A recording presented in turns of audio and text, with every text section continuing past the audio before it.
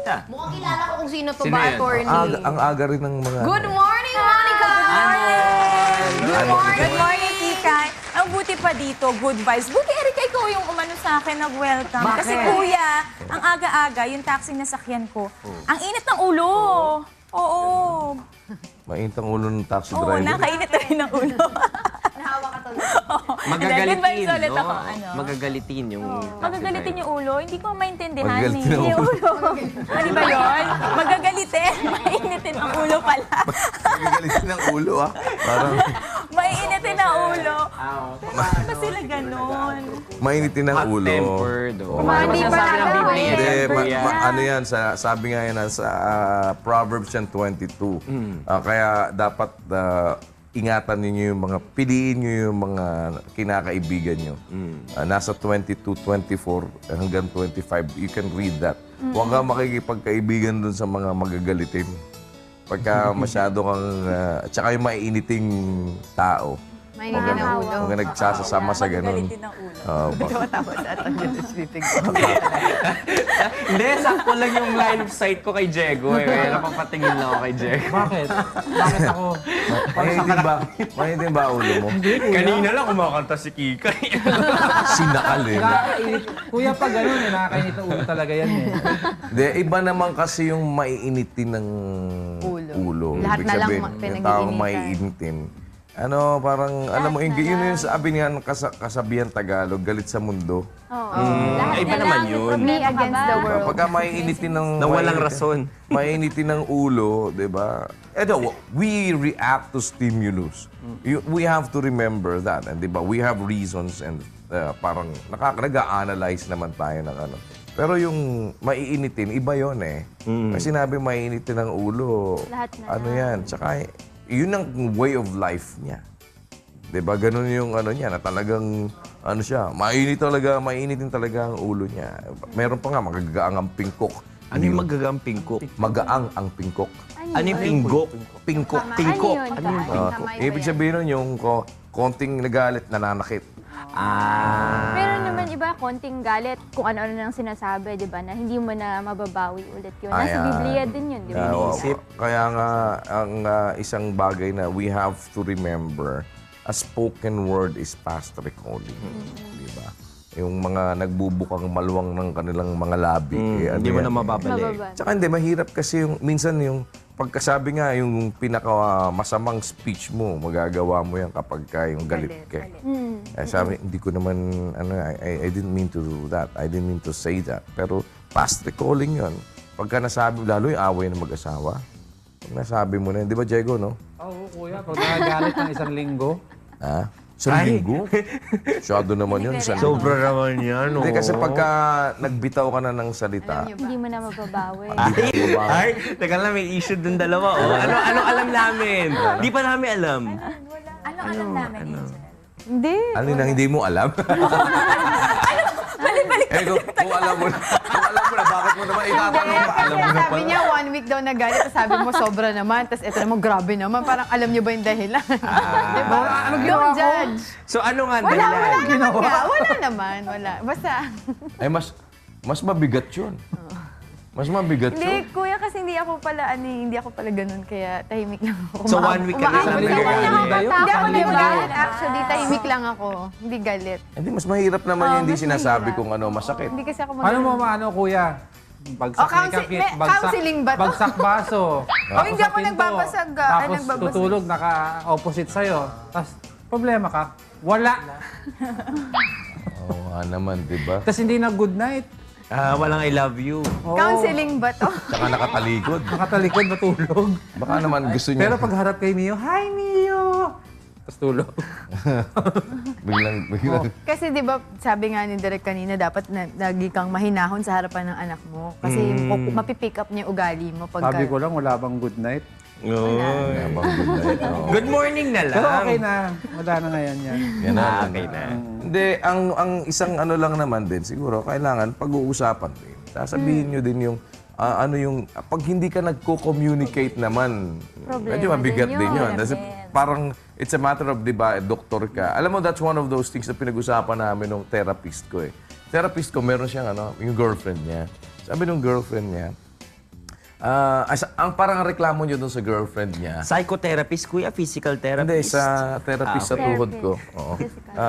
Sabi nung therapist ko sa tuhod, Okay. sabi niya doon kasi sabi niya, masyadong madaldal itong parang marami siya lagi sinasabi. Parang, tapos, sabi naman nung babae, magkaharap sila hindi ako naman, parang pagdating ng hapon, galing kami pareho sa trabaho, ang lagi kasi sinasabi niya, pagod ako, parang, I just wanted to talk, parang, usap tayo, no? Ay sabihin, tsaka na natin pag-usapan yan kasi pagod ako, ganyan, ganito. Parang, kasi sabi niya, lagi na lang, maraming mga tanong, ganito, ganyan. Sabi ko, di ba ikaw sinasabi mo sa akin? Kasi siya, as my therapist, sabi niya sa akin, you have to tell me. Wag mo sabihin mo sa akin saan masakit. Kung masakit, Pag oo, saan hinawakan ko, i-adjust, sabihin mo oo. sa akin kung ano yung ganito, ano yung nararamdaman mo. Wag mong itago sa akin kung dahil hindi kita magagamot. Kung hindi mo sasabihin sa akin yung sabi gano'n. So parang the thing is, kung hindi ko naman alam at manghuhula ako ng manghuhula, parang ang hirap yata meron pala akong dapat baguhin. 'Di ba? Or dapat pala ma-realize ko na ganito. Hindi tayo nag-uusap o di mo sinasabi sa akin. So, kaya lang, it's a matter of kailan mo dapat sabihin. Pagka doon mo naman sinabi sa time na magkagalit kayo talaga, medyo iba naman ang dating nun. Parang, hindi, kasi ikaw, ganito kayo. Kasi ganito. Iba naman ang medyo, Kuya, di ba? lagi sinasabi mo, no, di ba? Kaya yung, as yung mention natin, yung doctor-patient communication is importante yan, no? Lalo na sa aming field, nag-o-opera kami. Oo. Ako kasi ginagawa ko, laging nililayout ko lahat ang dapat gawin. Anong mga iba-ibang ooperahan para sa pasyente, yung kondisyon niya. Then, hindi ko agad-agad ini-schedule yung pasyente. I let them go home and talk to yung relatives nila. Minsan sabi ng pasyente, bakit Dok, hindi mo ako pag-usap muna kayo. Then when you come back, you're pretty sure na gusto mo na, ang mga pamilya mo na inform mo na. Tapos para pagbalik mo, pag inooperahan kita, in-schedule kita, walang mga tanong-tanong na. Kasi may iba kasi half-baked Kaya pagdating ng pagtapos mo sa operahan, Doon ka palang doon ka tatanungin, bakit inopera, bakit ganyan ang presyo. Yung mga relatives ba't nakikisaw-saw. nga ba ganun ang presyo? Presyo pala ang concern. Hindi, pero totoo yun kasi you have to explain din. And at the same time, yun din namang patient, dapat, di ba parang itago yung the only thing there is, communication is also very important. Na, di ba parang, kaya lang, it is also how you communicate your message. Di ba parang, it depends on, minsan kasi nagiging The way you unacceptable yung message mo because of the way you delivered your message. Kaya, Yung manner. parang pwede mo naman sabihin ng maayos Kaya nga yung mga bata, minsan mapapahiya ka pa minsan sa mga bata. You can say it in a nice way. Yeah. Sabihin ng mga bata, di ba? Parang pwede mo naman sabihin ng maayos. Pwede mo namang... Kasi yun na minsan yung hindi natin nare-realize Minsan, it depends on who is giving the message. Parang pagka yung isa magsasabi sa'yo, okay, medyo madali mo matanggap. Pero pagka yung asawa mo magsasabi sa'yo, parang ang hirap mo tanggapin.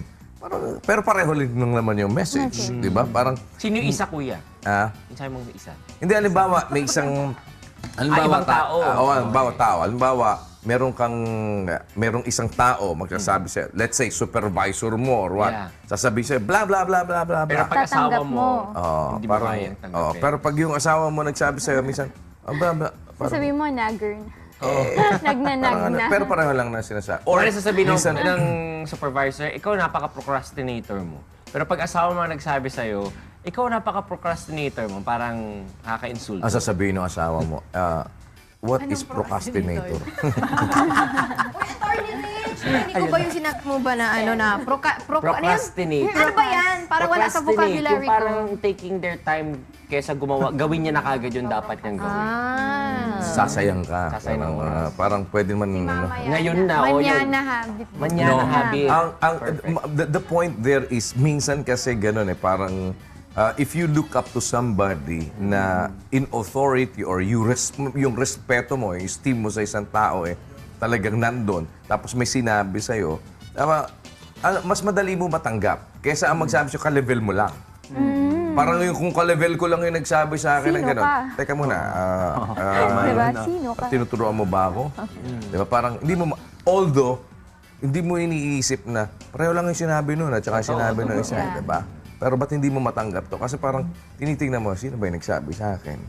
So, minsan ganon. And that's the point kung minsan na nangyayari doon sa mag-asawa. Pag nag-uusap na sila ng ano, tama naman sinasabi nung ano.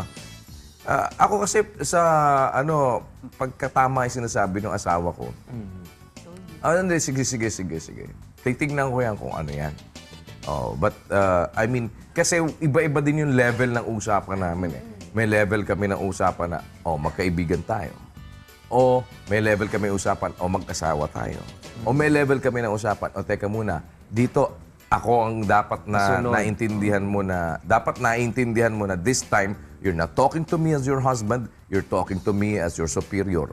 So, may mga level of, kasi halimbawa, nagtatrabaho ka sa akin, asawa kita, nagtatrabaho ka sa akin. Okay, this time, we talk, I am your boss, you are, di ba, ito yung ano, dahil ikaw ay nasa isang department na ako ang head.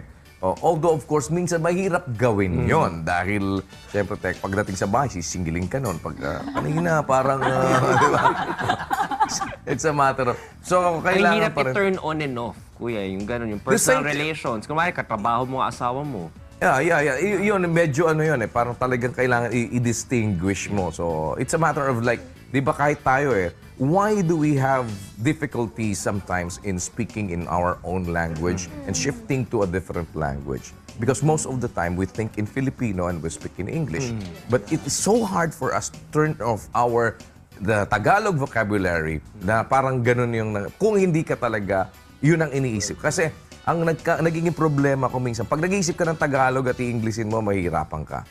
Diba? So you have to make use of all those words that you have in your English vocabulary. So you have to turn it on and turn off your Tagalog vocabulary and think that you don't know how to speak Filipino. So at least yung random. Dahil ang pinipick up mo yun nasa ano mo. Or vice versa. Kasi minsan parang hindi mo naman na-turn off yung English mo, medyo hindi mo pick up ngayon yung mga Tagalog words mo. Ano nga ba sa Tagalog yun? Di ba parang, kaya nangyayari, napaghahalo mo lagi. So, the same manner na, teka muna, magkaibigan tayo ngayon, okay? Sige. Kaya minsan, mga kaibigan mo sa trabaho, sabihin, usap muna tayo magkaibigan na. Okay, sige. Parang yun dun tipong, usap magkaibigan. Teka muna, alam natin kung saan ano yung boundaries. Doon nagkakaroon kasi minsan ng... Ewan ko kung di nyo na-experience yun. Yung fact na ang nagsabi sa'yo, kaibigan mo, madali mo natanggap. Pero nagsabi sa'yo, boyfriend mo or what, parang may debate pa, haba ng debate. Ikaw yung number 2 mo nagsabi sa'yo. Pero minsan pagka-level mo lang, sasabihin mo, sino ka para sabihan mo ko niyan? Di ba ganun lang yan? Ganyan si Diego. Si Diego na naman, kawawa ka Nagmamakaawa naman. nga ako dito eh. Ano problema? Anong ginawa ko? Sabi mo na Ayos sa akin. naman magmakaawa yun. Ano ginawa ko, ha? Ay, hindi ako. Kaya galit. Parang wala naman yata sa tono nagmamakaawa yun. Nakatayo pala ako sa harapan I niya. don't need to say Ano na anything. naman? Nalabas na lang ako. Wala pa ako sinasabi. Akala ko ba gusto mo magsalita? Kaya tanong niyo si Mio, kuya. Magsasalita. Pupunta si Mio kay Angel, tatakpan na lang ninyo yung mouth ni Angel. Hindi naman ako Parang sasabihin. mami, just say yes to daddy. Just say yes to daddy. Sa say peace na lang. Parang, ano masasabi mo? Wala. Bahala na siya, yan ang pananaw niya.